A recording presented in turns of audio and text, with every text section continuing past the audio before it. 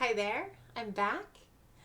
A couple days ago, you received an email and a video where I talked about um, my work, my history, um, where I'm coming from as I approach this work, and sort of the whys and hows of what this work means to me, and my training and that too.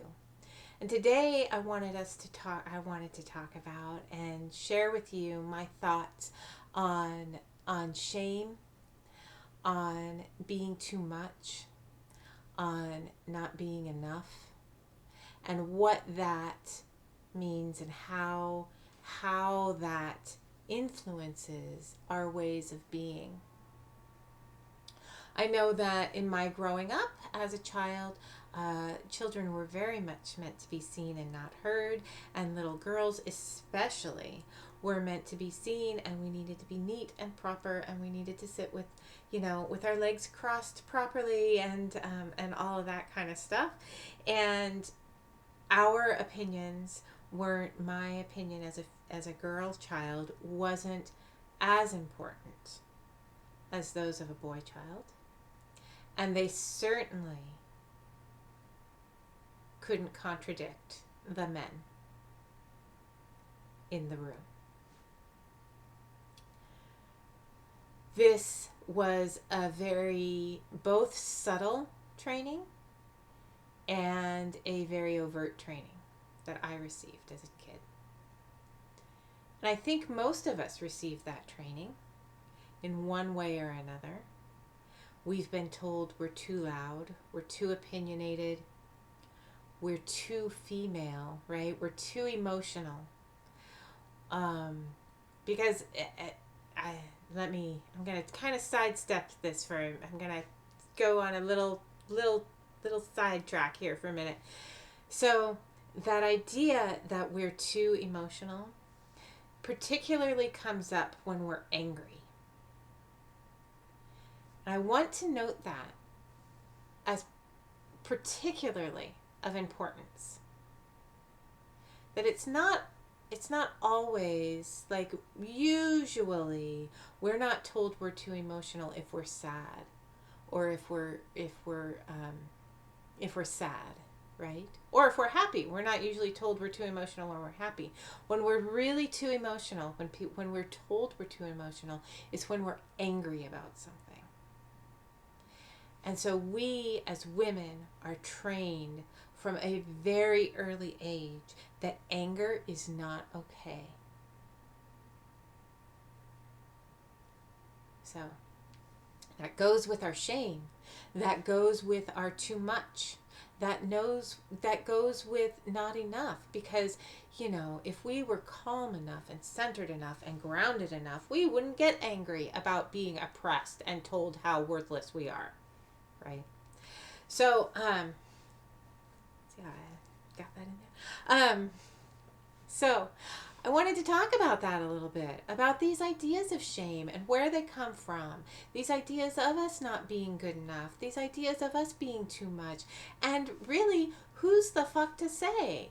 Who's to say that I'm not a good enough mom, right? Who's to say that I'm not a good enough friend? Who's to tell me that I'm too loud, that I talk too much, that I have too many opinions, that really I'm too emotional? Who's to say that for you? When people and culture trains us and tells us over and over again these ideas of too much, what is happening is that we are being oppressed, and we are being controlled, and we are being shoved into a box of how we can and should be. This causes problems. It causes a lot of problems. We start to internalize these messages. about how we're too loud, we're too much, we're too this, we're too that, we're not enough of this, we're not important, right? We'll never be good enough at whatever the thing is. And we internalize that and we start to take that as our own story. And now all of a sudden we hear ourselves saying, either within our heads or out loud to others, oh, I'm too loud. I'm being too loud. Oh, I'm being too opinionated. Oh, I'm getting too angry and it's silly. I shouldn't be getting angry about this. We start to censor ourselves. We stuff, right? This causes problems. We can't stuff that stuff. We can't keep shoving it down our throats. We can't keep believing it. I believe that these are some of the roots of depression, some of the roots of anxiety. And as we're able to look at these things, the stories that are in our heads, where they came from in the outer world, because so I'm going to say something and then I'm going to contradict it, and both things are going to be true. So I have faith that you'll get this. We aren't born with the idea that we're too loud, that we're too opinionated, that we're too needy, that we're too anything. And we aren't born with the idea of we're not enough, we're not important, we don't matter, we'll never get anything right. We aren't born with those ideas running through our brains. Those are very much trained into us. And this is where the contradiction comes in. And we are very much born with those ideas in our very DNA. I'm sharing with you in the email along with this video a link to an article that talks about how trauma markers and how they are passed through our DNA, and how they're passed through a particular part of our DNA that is mutable. So it can be changed, it can be healed, right? It doesn't have to continue to be passed down. We can actually stop it, or our daughters can stop it before they have children. By doing this work, by healing these wounds. So I said, we aren't born with this stuff in our heads. And that's true. We aren't born with this stuff in our heads. And we are very much born with this stuff in our bodies. Because our mothers held it, our grandmothers held it, our great-grandmothers held it, our great-great-great-great-great, right? You go on back. And there has been oppression and abuse and trauma over and over and over again. Generation after generation after generation. And so not only is it passed down through our very DNA, it's then compounded on by our own lived experience. So it becomes exponentially more with each generation.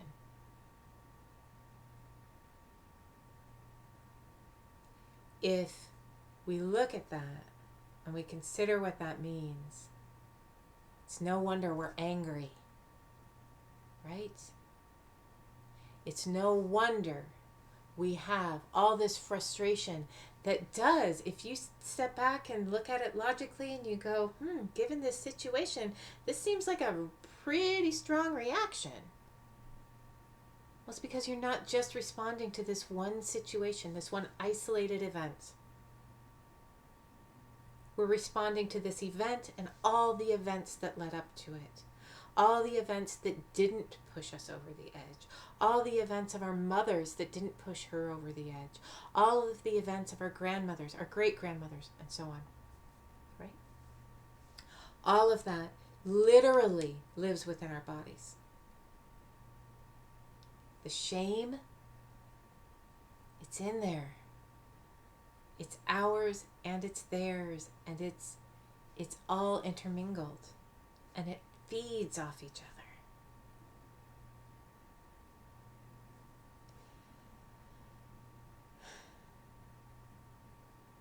So yes, in some ways we are blank slates when we're born, right? We aren't born with these thoughts running through our heads. And yet, we are born with these feelings running through our bodies. So what do we do, right? How do we release that shame? How do we release those ideas and stories of being too much and not enough, right? As we're walking in the world. As we're walking in a world that continues to tell us that we're too much and not enough. Right? I believe, and my work informs this, that the more we can connect to those stories, the more we can understand where they come from, the more we can understand our own reactions to them. The more we can connect to our bodies and the wisdom that lives there, we can trust our intuition. The more we can trust our intuition and our gut and our own knowing, the more we can connect to our femininity and move away from patriarchal and misogynist thinking. I'll talk about that in a minute. The more we can move away from those things and move further and fully and embracing our own self, then those stories start to disappear. And then when we hear them, they don't affect us in the same ways because we've been healing the trauma and the pains of the generations that have been passed down over and over and over again. And as we're healing and these stories don't affect us anymore, the way we are in the world and the way we interact with others in the world shifts and changes also, and more healing can begin. So there's this huge ripple effect that happens, right? As we heal ourselves, we're healing our ancestors, and we're healing the generations to come. It's pretty powerful to think about.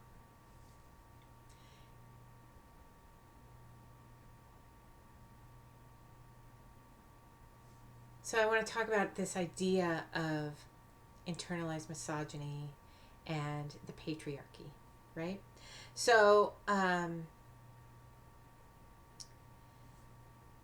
patriarchal culture has negative impacts on men and women. It is the idea that nurturing, relaxing, having a softness, being interdependent are all bad things.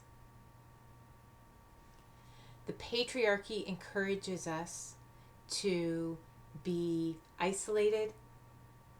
It encourages us to be strong at all costs, and but it's not a strength. It's a wearing of a mask. It's a pretending that we have no weaknesses. There is a lot of inherent shame that happens in patriarchal culture because we often break, because we often are soft, because we all need nurturing and we all need to nurture. Patriarchy isn't about being a man versus being a woman. It is truly disempowering to both.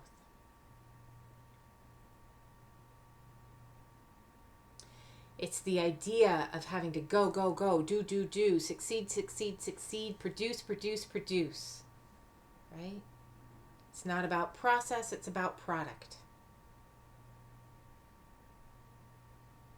It's not about knowing, it's about facts. I think all of us can agree that facts are mutable, right? You can have 3 people in a room witnessing an event, and all 3 people will have very different perspectives of what happened. What is fact? What was reality? Right? Patriarchy really struggles with that. In patriarchal thinking, you can't have both and. It's always either or. It's always positive or negative. It can't be both. The idea of integration is not part of patriarchy, right?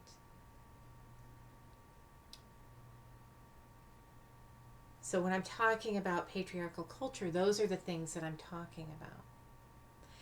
When I talk about internalized misogyny, so misogyny is very specifically the hatred of women, right? It's a very specific thing.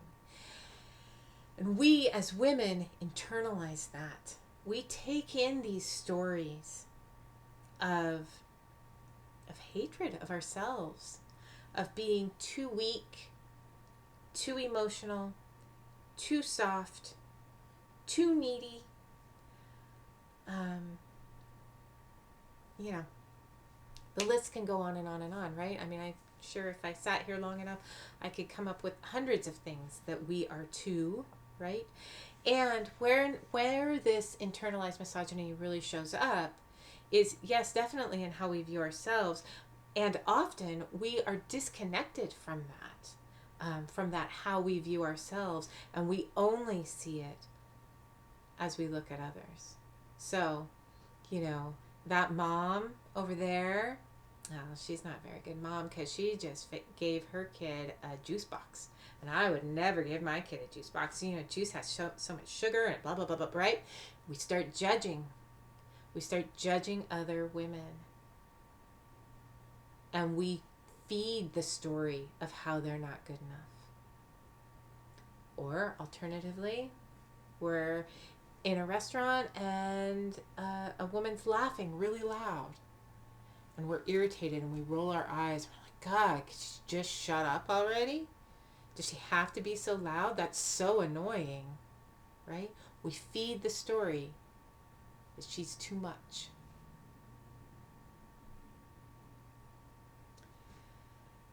When we can start to look at those stories about ourselves, when we can look at what are we projecting on others, and really, what is that in me? Right? That is looking at our internalized misogyny. That is looking at the double standards that live within us about what we allow for our girl children versus our boy children, about what we allow for our female friends compared to our non-female friends, what we allow for ourselves compared to our male colleagues, our male friends, our husbands, so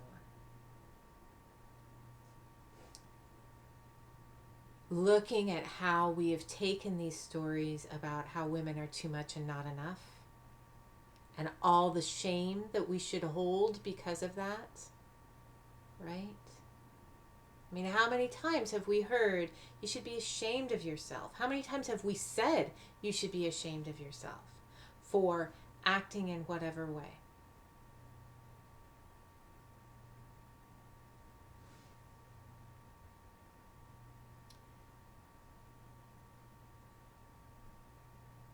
So, digging into these stories, looking at them, understanding where they come from, understanding why they are there,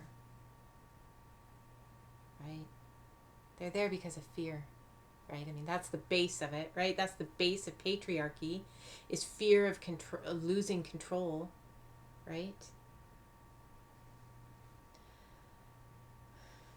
And patriarchy is a system, it's not a person, right? And it feeds on itself. certainly, and we feed it, right? So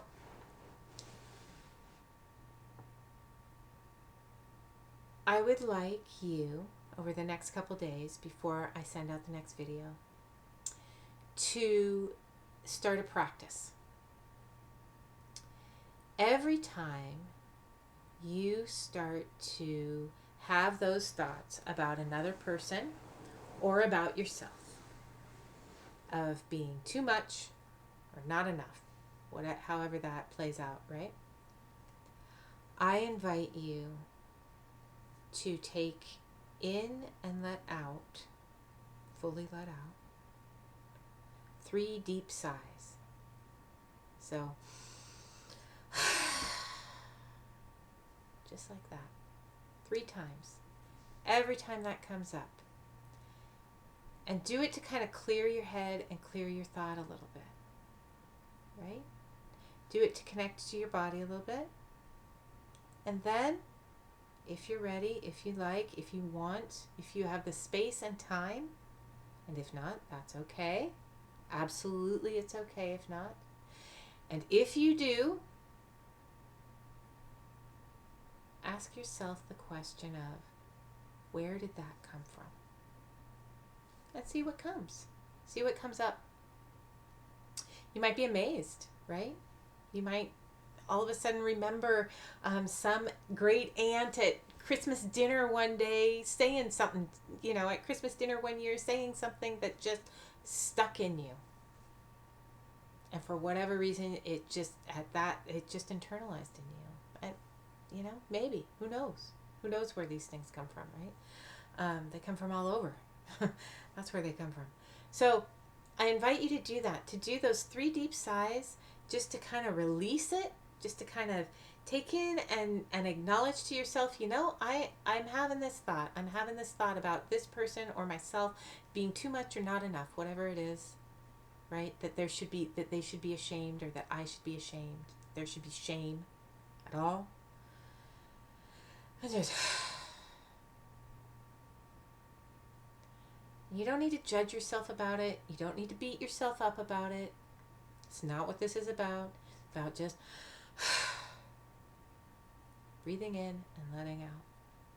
So I invite you to do that over the next couple days until the next email comes with the next video, where I'm going to talk with you about the ideas of finding ourselves, and how, and underneath these ideas of too much and not enough and all the shame that's triggered because of this, and how do we find ourselves in all of this? How do we dig through all these stories and figure out who we are? So I'll see you in a couple days. I'm sending you love. I hope that you have an amazing couple days of sighing and releasing and breathing and just getting a little curious about who you are and what it all means to you. Okay, see you soon.